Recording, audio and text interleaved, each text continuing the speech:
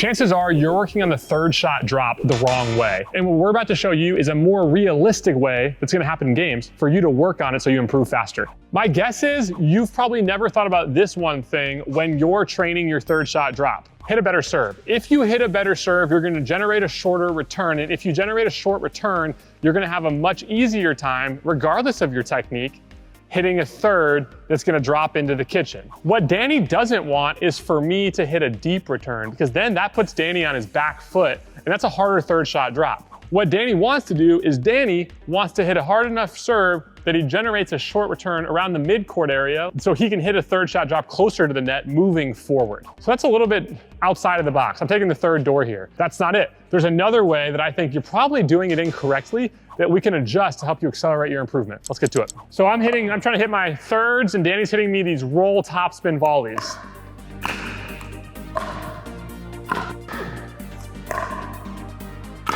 That's not a bad drill to do. In fact, that happens all the time.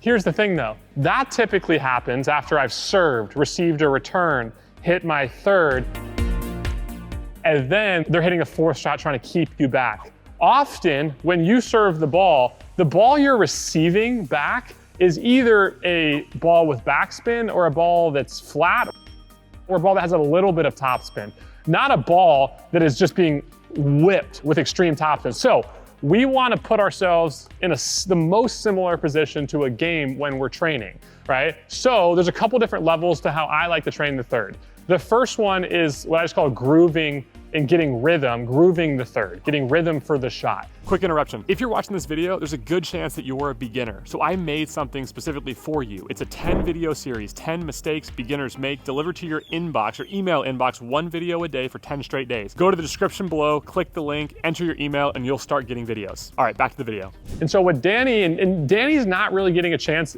during this exchange to work on his own stuff. Danny's really just serving me, and then we'll flip and I'll get a chance to serve Danny. So what Danny's gonna do is he's gonna hit me a flat ball or a backspin ball, or maybe a little bit of topspin, but Danny's not looking to whip the crap out of the ball. All right, so if I hit my third, yeah, he's just giving me balls that have, yeah, it's just kind of flat. They're actually just really easy to handle.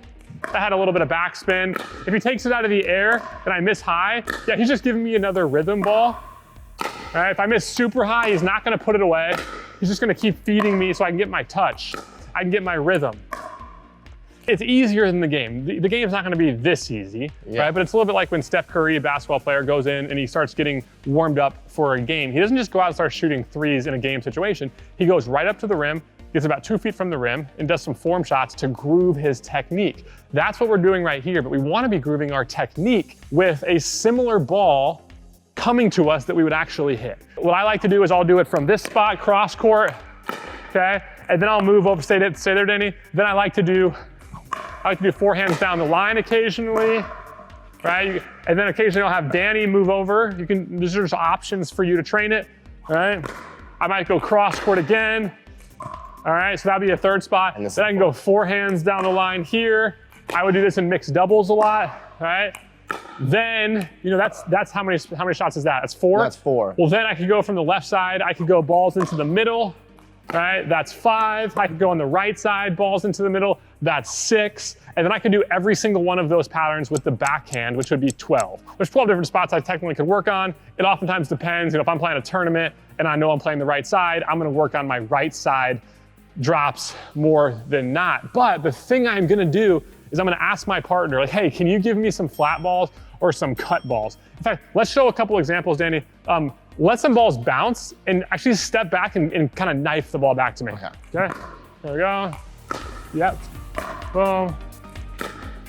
Have a loose grip, last swing, lift the ball. Never miss into the net!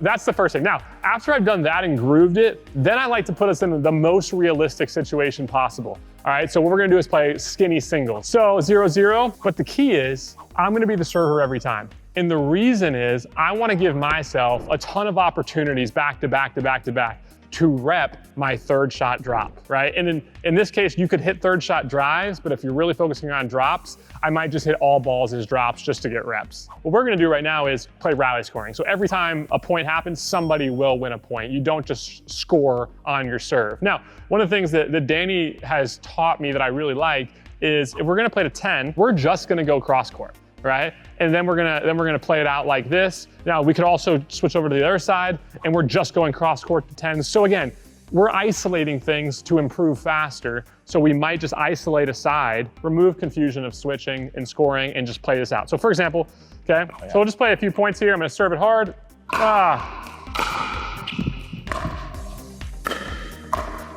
At the kitchen, we're just playing cross. I'm not good at dinking in that point. Okay, we'll go again. So now it'd be 0-1. Danny is up 0-1. Go again.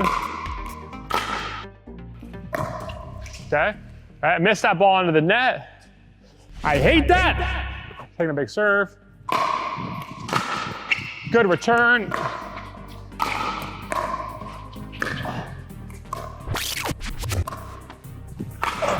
Nice, Danny's got freaking hops. Okay, so we're down 0-3.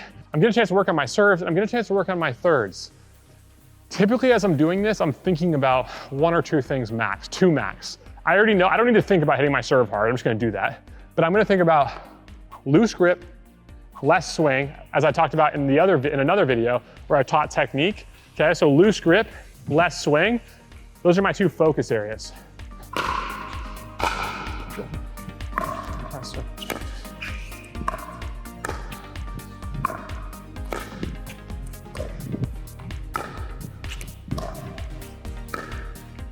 Okay, and we'll end it right there, right? And even just doing that made the first 3 points were kind of disastrous.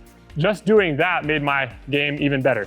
Okay, so let me say we played a 10 there. Let's switch over to their side. You can play to 10 here. So that's how you can work on the third shot drop, add some little riffs in there, get more reps, get rhythm, understand the ball that you're receiving. Oh, that's a lot, my voice. So we talked nothing about technique. I have another video in the description below that you can watch about how to hit a better third. So that's how you can train your third shot drops. Now, if you miss your third shot drop, if you want to learn what you do next so you win more points, click this video right here.